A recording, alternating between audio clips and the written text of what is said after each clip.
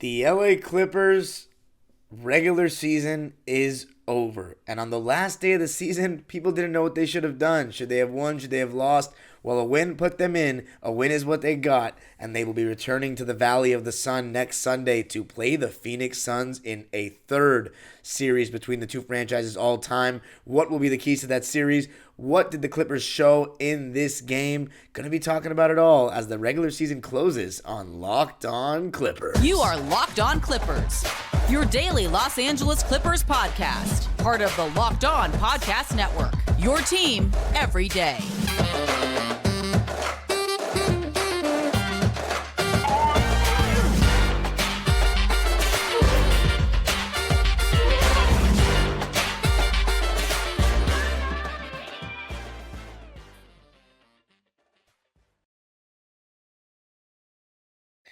Yes, sir. You are locking in with the Clips. Thank you for making Locked On Clippers the first listen of your day, your team every day. I'm your host, Darian Vaziri, in my 18th season as a Clipper fan. You can also follow me on Twitter and Instagram at DimeDropperPod and subscribe to my own YouTube channel, Dime Dropper, where I went live immediately after the game for an uncensored, immediate review of what the situation was. And on today's episode of Locked On Clippers, which is brought to you by Prize Picks. Prize Picks is the best way to make daily fantasy entries, the best app we've got.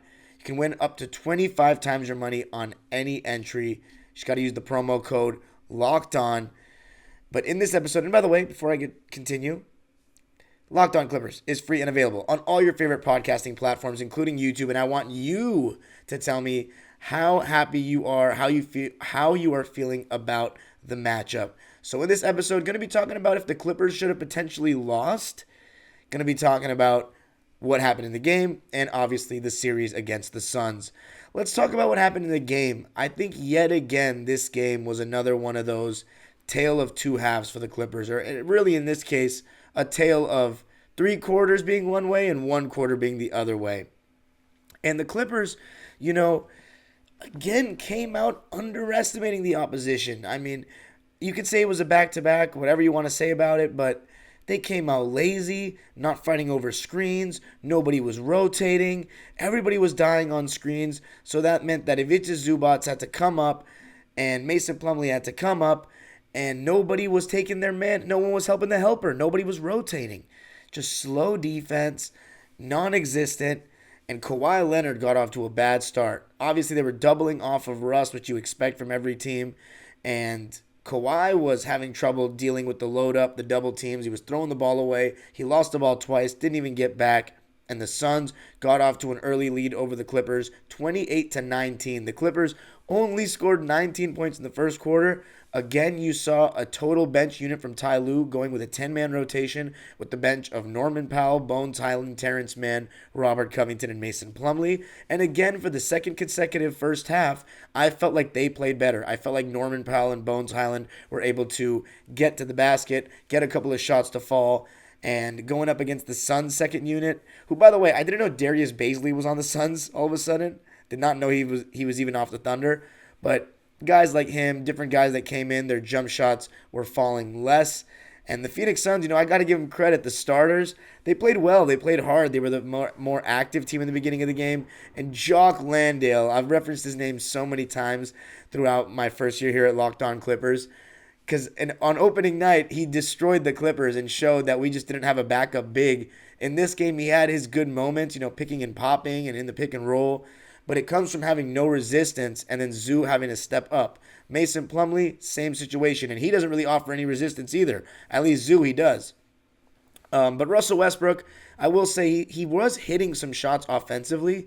But I think there are times where Russ, you just don't really see it in the stat sheet. But when he's one pass away and he's throwing the entry pass and they double off of him right away, sometimes it's easy for them to help and then recover or play 2 guys at once or pretend like they're going to go double and then they don't. They stunt at Kawhi or something like that. And you don't see anything in the stat sheet, but that hurts having somebody like that on the floor where Kawhi's contemplating whether or not he should pass him the ball. But considering the way Russell Westbrook has been shooting lately and the things he's been doing on the court, I think the Clipper players should hesitate less when guys double off of him. Throw him the ball and let him make a play. And I noticed an adjustment by Ty Lue in this game, and I want you to pay attention to it in the playoffs. He had Russell Westbrook one pass away, like I just said, and it was kind of easy for the defense to stunt or help and recover. What he did was he then made an adjustment and put Russell Westbrook two passes away. So he put a guy like Eric Gordon or Nico Batum one pass away from Kawhi. So let's say Nico and Eric throw the ball to Kawhi. Their man goes and doubles Kawhi. Now, when the ball is swung, whoever's guarding Russ on the next pass is going to come take away the three-pointer from Norm or Eric because they don't want the three from them. They'd rather have Russ beat them. So they're going to come rotate. The extra pass is then made to Russ, who now has even more real estate to run in and get a running start and attack the basket. So I think that's a really good adjustment, personally. And going into halftime, the Clippers were down 53-48. And you heard Don McClain, if you were watching the local feed, talk about it's the same thing as yesterday. Once the Clippers put it together that they're going to defend, then this game will be over quickly. And in the beginning of the third quarter, it felt like that was happening. Kawhi Leonard started to get shots to fall. Russell Westbrook was continuing to get shots to fall and being more aggressive. The negatives that we were seeing in the first half weren't really there. The defense was tightening up.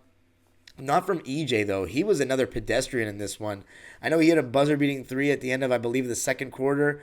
But EJ in this one, just another game where he was just going through the motions. 6 points, 2 for 7 from the field. All of those shots were threes. Gonna need better from EJ, especially if he's going to start in this Suns series. And he's going to need to be better defensively because part of the reason why a lot of us are fairly optimistic about this series is because of his performance the game before we got Russ against the Suns in Phoenix. But overall, the Suns answered back that initial push from Russ, from Kawhi. They actually scored 33 points in the third quarter, which was their most of any quarter that they scored. The Clippers outscored them in that quarter by 34-33, but the Suns had a 4-point lead going into the fourth. I was really nervous. I was looking at other scores around the league, and with the Pelicans being neck and neck with the Timberwolves, it was too nerve-wracking. I didn't want to go to a play-in game again after last year. I just couldn't take it. So the Clippers had to win. I just wanted them to win. I've been saying we got to accept it. You can't duck smoke. Let's play Phoenix. Let's get it on. We're already going to be at a disadvantage no matter what series we play without Paul George. I'd say if we take out Phoenix and Denver, okay, let's get it. We're getting ahead of ourselves.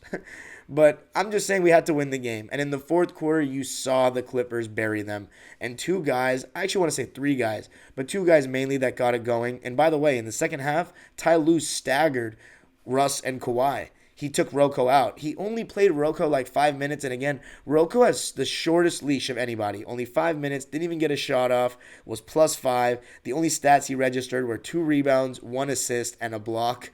So he didn't really get a chance to do anything. Kawhi came right back in for him. And look, until the fourth quarter, I didn't even think Kawhi was having a very good game offensively. He stepped up defensively in the second half, but in the first half, he was getting blown up on every screen that he was involved in. He was getting blown by in transition. Everybody was playing poor defensively in the first half.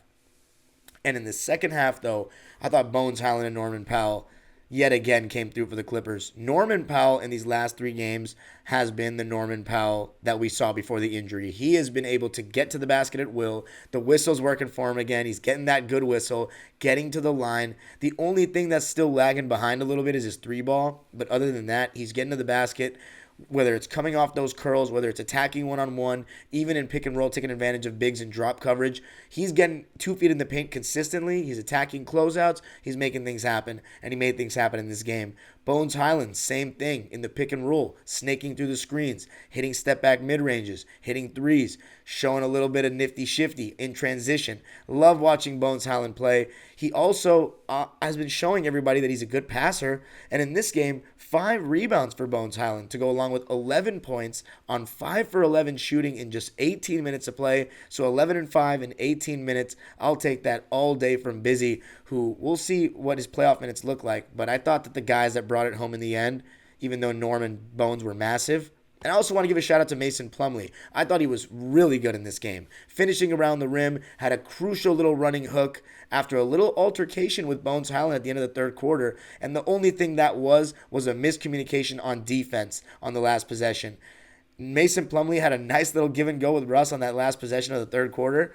But the fact that Bones Hyland fed Mason Plumlee twice on the first possession of the fourth quarter, or one of the first possessions of the fourth quarter, showed me right there it was no big deal. They weren't mad at each other. That's just professional sports. That's just sports. Doesn't even have to be professional. You have altercations with your teammates sometimes. You fight it out, you get over it. It's no big deal. There was no fists, flying like in Minnesota. But when I saw Plumlee hit that running hook, it was a really big shot. He also just had a couple of big rebounds and some nice passes on the break. I still think Mason Plumlee sometimes thinks he's like freaking Magic Johnson, but he had two nice plays in the fast break. One of them was a little drop off to Norman Powell. And Terrence Mann, I thought he was actually really struggling defensively at times in this game. He was letting guys turn the corner on him. And even though, he hit a mid-range and still made a couple of good, plays here and there, 4 points on 2 of 5 shooting in 20 minutes. He was +8. Plus minus always looks good for Terrence. But overall, he needs to offer more resistance defensively. If he's going to be one of our main point of attack guys, he's the guy we've been calling for more minutes for all year. He needs to be better defensively. He needs to stay in front. He needs to do a better job getting over screens. And he can't let guys turn the corners so easily. Guys like Damian Lee were doing it to him. Damian Lee's not some crazy one-on-one player. But Russell Westbrook and Kawhi were the two guys that brought it home. Russ, some of his efforts on the glass, offensive glass, second and third efforts were incredible. When he's in the dunker spot, he can really make things happen. There was one time where he went full speed to the basket, missed, got his own rebound, missed again, got his own rebound again, and finished. And then the one-handed putback slam off a Terrence Mann mid-range miss. Holy cow. Russell Westbrook still showing he's got that bounce. And Kawhi Leonard, even though it wasn't the smoothest game from him, even though his efficiency was still amazing, he closed the game. And I think his end-of-game efficiency probably made it, his end-of-game stat line look good. Because he was catching the ball deeper. He was getting it on mismatches. 1 to 2 dribbles, jump hooks, little push shots. And I think the key was the sets the Clippers are running. And you got to give credit to the coaching staff. They were running those curls closer to the basket and spacing it out a little differently. I think they were running Mason Plumlee and Russell Westbrook around the basket because they're both rebounding threats, and running a little bit of a pin down for Kawhi to come up and catch the ball at the elbow. When he did, now he only needs 1 or 2 dribbles, even though the shot may not be there coming off the screen right away like he does when he comes off a longer screen or a longer route coming off a screen going to the three-point line. You've seen a lot of Kawhi Leonard coming off pin downs for a right wing three this season. But in this game, you saw him come off those curls tighter, kind of like an 80s set, like a 90s, 80s set, where they ran those sets closer to the basket. Russ threw the entry pass. Kawhi gets the ball at the elbow. 1 to 2 dribbles. Now, when he catches the ball already 12 feet away, he only needs 1 or 2 dribbles to get into his shot. And when he's against a smaller guy, if they switch that action, easy jump hook, bully ball. And Kawhi was starting to do that. Catch the ball closer to the basket and finish. And Mason Plumlee, he got the trust of Ty Lue to close this game kind of. And you know what? I have no problem with it because it was working. But I just want everybody to pay attention to those sets. If Russell Westbrook is killing on the offensive glass because teams are going to get him open or leave him open, he's going to have to do that. But you have him and another center out there. Look to see if they run more old school sets with curls, with Kawhi catching the ball at like the foul line with totally different kind of spacing, not having a guy immediately on the wing so they can come cheat over. It's a little different. Clippers win it though, 119 to 114. They outscore the Suns 37 to 28 in the fourth quarter to win it 119 to 114. Kawhi Leonard led the way for the Clippers. Actually, Norman Powell did. 29 points for him, 5 rebounds on 12 for 22 shooting in 32 minutes. Still not been able to get the 3-ball to go. He's 0 for 3 from there, or was 0 for 3 from there. 5 for 7 from the line. Kawhi Leonard had 25 points, and Russell Westbrook also had 25 points. Kawhi with 25 points, 15 rebounds. A lot of those were uncontested because I didn't really notice them that much. But still, 15 rebounds, led the way for the Clips. Also 6 assists. The only thing that was uncharacteristic of Kawhi was the 4 turnovers. Usually does a better job taking care of the ball. But 11 for 21 from the field. He didn't make a 3. He was 0 for 3. The Clippers shot terribly from 3 in this game. 5 for 23. Only 23 3-point attempts. So the Suns making an effort to run the Clippers off the line. They shot 22% from 3. Kawhi, as I said, 0 for 3. And 3 of 5 from the line is not that great. But 25, 15, and 6 in 36 minutes on 11 for 21 from the field, I'll take all day. And Russell Westbrook, another really solid performance. The Clippers now finish 11 and 10 in the regular season with Russ. 25 points, 7 rebounds, 9 assists, a steal, only 2 turnovers, 8 for 19 from the field. So he wasn't really good from 2 in this game, but 2 of 4 from 3, 7 for 10 from the line. We'll take that all day from Russ. Clippers win at 119 to 114, and coming up, going to be talking about if the Clippers should have potentially lost the game or if it would have been better if they had, because there was an option towards the end to potentially try to do that, and we saw Ty Lue mouthing something that was pretty interesting. Going to be talking about that coming up. Before I do that, I got to tell you about Prize Picks. Prize Picks is the best daily fantasy entry app out there. Here's how it works. All you got to do is pick 2 to 6 players and predict if they will score more or less than the Prize Picks projection. You can win up to 25 times your money on any entry, and it's not competing against other people. It's just you and the projections. And Prize Picks offers projections on any sport. It can be NBA, MLB, NHL playoffs are coming up as well. And entries can be made in 60 seconds or less. It's that easy. Safe and fast withdrawals, and currently operational in over 30 states and Canada. For the play-in game on Tuesday between Atlanta and Miami, I'm going with Jimmy Butler's over on the points. They have it at 27.5 right now, but it's playoff Jimmy Butler. With his season on the line, he's scoring 30 for sure. I'd put my money on it. In fact, I am. So I am going to put my money on that. Jimmy Butler on the over. DeJounte Murray is at 19.5 right now. I don't know. Miami has good defense, so I'm a little bit wary on that one. I'm going to go with the under on Tyler Hero, though. 20.5 points for him. I don't know why I'm feeling the under. I just feel like he's going to have a cold shooting night, but that's not a sure bet. As far as Anthony Edwards, though, for the Wolves, that's also on Tuesday night against the Lakers, definitely taking the over there. I think Ant's going to have a big game.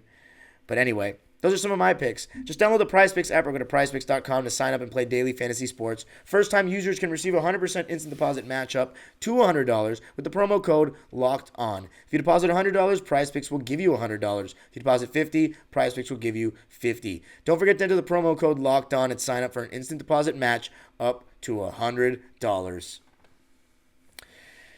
Okay.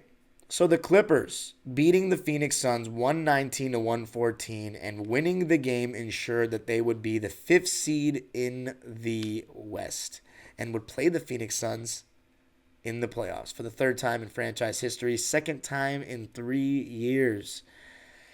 Obviously, many people, many fans, agreed that the Phoenix Suns were the harder matchup. And this side of the bracket with Denver and Phoenix in it is the tougher side than the one with Sacramento and Memphis. The only way the Clippers could have won or been the 6th seed, which everybody wanted, was if the Pelicans lost. Well, the Pelicans did lose. But in the moment, the Clipper game was slightly ahead of the Pelicans. You just didn't know. So for anyone saying the Clippers should have lost and this and that, they had no clue. You had to go out there and win. And first of all, you don't duck anybody. If you have actual championship aspirations, you don't duck anyone. You go out there and you try to win every game you play and let the chips fall where they may. And with guys like Kawhi Leonard on the team, guys like Russell Westbrook, I don't think we're going to do that, and we didn't do that. And Ty Lue, he says the basketball gods punish those who do that, which makes me think, didn't we not do that in 2021? Did the basketball gods punish us with Kawhi tearing his ACL? I don't know. It looked like the basketball gods had punished us for not trying to get the 3 seed and play Portland when we were down 2-0 against Dallas. That's for sure. But the Clippers taking care of business. They won 3 games in a row to end the season. And I'm pretty sure we've won 11 out of our last 16. So we're playing better, but I still don't think we're playing that great of basketball. However, I'd much rather be 3 wins in a row going into the playoffs than 3 losses in a row. So we'll take that. I think the big positive is Norman Powell's playing really well. But the thing I said about Ty Lue, there's a video clip of him talking to an assistant coach saying, what's the score of that game? And it's just funny to hear him and see him say that. What's the score of that game? I think he said it's tied or Minnesota's up by 1 or something. But it was just too late. But it would have been funny to see what he did had the result been Minnesota's up 10. Would he have put Jason Preston in the 4th quarter? It would have been hilarious. But it's just crazy to see that coaches, they potentially think about even doing things like that. But the Clippers, they have nobody to blame but themselves. And I'll do another episode on that this week. Think about it. We have no game till Sunday. So book your calendars. That's game 1. But until then, we got Tuesday, we got Wednesday, Thursday, and Friday. 4 days we got to do episodes. So I got to talk about something. And one of it's going to be why the Clippers ended up here. They have nobody to blame but themselves for ending up in the 5 seed. This is what happens when you don't take the regular season seriously. You think you can turn on a switch in the playoffs? Well, here we go. And coming up, going to be talking about the switches the Clippers have to turn on. What are the keys to winning this series? And how do I feel about playing it in the first place? Going to be talking about all that coming up. But before we do that, I got to tell you about the Ultimate Pro Basketball GM app. The Ultimate Pro Basketball GM app is the coolest game I've played in a long time. I've always thought I could be a great NBA GM, and as it turns out, it's not all that easy, believe it or not. If you've had the same thought as me and have fantasized about managing your own basketball franchise, then just go and download the Ultimate Pro Basketball GM right now. The game allows you to manage every aspect of a franchise strategically, where you can play through seasons, lead your franchise and fans as you build a dynasty, or stay in the gutter for a couple of years like the Detroit Pistons. In the simulation, you're responsible for dealing with challenging personalities, players, and coaches. You can hire the right coaches and assistants or the wrong ones, trade and train players, make draft picks, trade draft picks, navigate your franchise through free agency and the draft, and all the ups and downs of multiple seasons. All in a challenging and realistic virtual gaming world. Ultimate Pro Basketball GM is a completely free and playable offline play on the go as you want and when you want to app. Locked On Clippers listeners get a 100% free boost to their franchise when using the promo code Locked On in the game store. So make sure to check it out. To download the game, just visit probasketballgm.com, scan the code, or look it up on the app stores. That's probasketballgm.com. Ultimate Basketball GM. Start your dynasty today. So the Clippers and the Suns. Listen, obviously, this isn't ideal. We're going up against a team with championship aspirations without Paul George. A lot of people think that we've got no chance without Paul, and I honestly don't blame those people for thinking that. We're missing a bona fide 23, 24 points a game kind of guy, a guy that the last time we saw him in the playoffs was amazing, a guy who guards, a guy who can score from all three levels, a guy who, when he gets it going, he's amazing, and a guy who can mainly match up with Devin Booker point for point. Now we're in trouble. We don't have Paul George. It's going to need huge performances from every role player, but mainly it's going to take Kawhi Leonard to be the best player in the series, number one. We've talked all season about playoff Kawhi. As long as we get to the playoffs healthy, we'll be fine. Well, we didn't do that. But we got healthy Kawhi. 52 games on the season for him. And remember, before the season, I said if we get 60-plus games of Kawhi and 60-plus games of PG, we'll get a top 3 seed. If you had told me we get Kawhi for 52, so missing 30 games, which is nearly half, and then Paul George missing 25, 26, I would have said we'll probably be 4, 5, or 6. And that's exactly where we landed. But funny enough, with the records of certain teams above us, I think we still, even with the 56 games of PG and 52 of Kawhi, we still could have gotten a top 3 seed.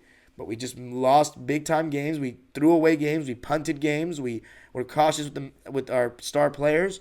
One of them's here, one of them's not. The one that is here, though, is the best one, the best player on the team, Kawhi Leonard. We saw Paul George play the Suns without Kawhi. He wasn't successful. Now we're going to see Kawhi play them without Paul George. And, I mean, we're obviously awaiting news from Paul George. If he comes back in the middle of the series, that would scare some Suns fans, I think, and would energize the crowd.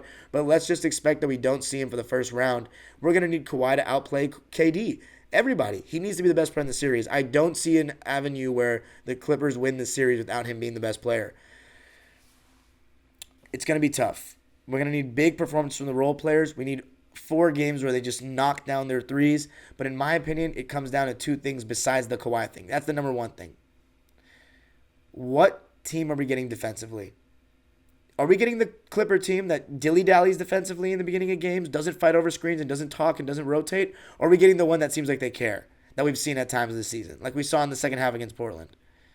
That's going to answer everything. And the main guys that are going to come to question are Eric and Russ in the starting lineup defensively, because I know Kawhi's going to be locked in, I know Zoo's going to be great, and I know that Nico's going to be Nico. Those two need to be good getting over screens and talking and being alert.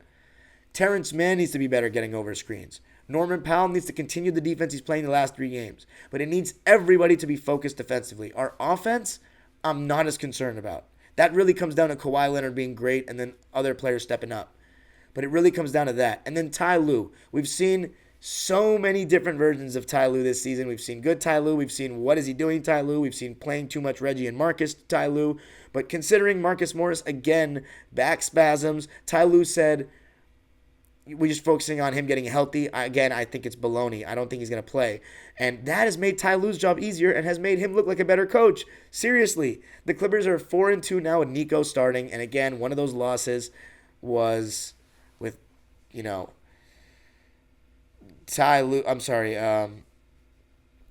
Leonard coming out in the first half against Memphis, or coming out at halftime against Memphis. So that was weak. But I'm sorry, the Clippers are 5-2. 5-2 with Nico Batum in the starting lineup. Really could be 5-1. Or 6-1, I should say. But it's already making Ty Lue look better. With this 9 or 10 man rotation, it's just going to be interesting to see if he goes 9 or 10. I think there's a chance he goes 10 and plays Rocco in lineups without Kawhi for like 3 or 4 minute stretches in games. But then he goes away from him in the second half, so Kawhi plays like 38-40. I think that may have been a test. But I also don't see a coach going, Ty Lue, for example, going full on bench in a playoff game. I think one of either Rocco or Bones is going to be taken out. And right now I'm leaning Rocco, because that's just what we've seen all season from Ty. I think we'll stay with Kawhi Leonard playing the whole first and third quarters, sitting the beginning of the fourth and second, and then coming in at like the 8 or 9 minute mark of each to close the halves. But I think we'll see the 9-man rotation of the starters, and then Bones, Norm, Terrence, and Mason. And I think if we get Ty Lue doesn't put in 3 guards at once, unless it's EJ, Norm, and Russ together that can guard up a little bit, I think Ty will be fine. I think Ty will make adjustments, and it'll be really interesting to see what he does. And I think if we get good Ty, Kawhi plays like the best player in the series, we get 18 to 20 points a night from Norm, we have a really good shot to win this series. Because as I said, the Suns haven't been tested. I just watched their game against the Thunder, which is the last real game that they played. Because they played the Spurs and they played the Nuggets without everybody. Those aren't real tests. I watched their last game against the Thunder in Oklahoma City. It was a good game. They won by like 10, but it took Chris Paul to make some really tough shots at the end. And yeah, they spammed a high pick and roll with Ayton and Chris Paul with Kevin Durant in the corner, and it was hard to guard. But they're, going down to the wire against the Thunder. Like, they haven't been pushed for real against a team with a real superstar that can match Kevin Durant, and a team with that kind of experience and veteran presence. They played, their best wins were Minnesota, at Dallas, and at OKC with KD. I know they're 8-0, but they haven't faced adversity. And when if shots 3-pointers start falling on Sunday, and then they can't make shots when the pressure's finally on and they don't know what to do, well, who knows? That being said, the Suns are absolutely favored in this series. There's nobody that can argue against that.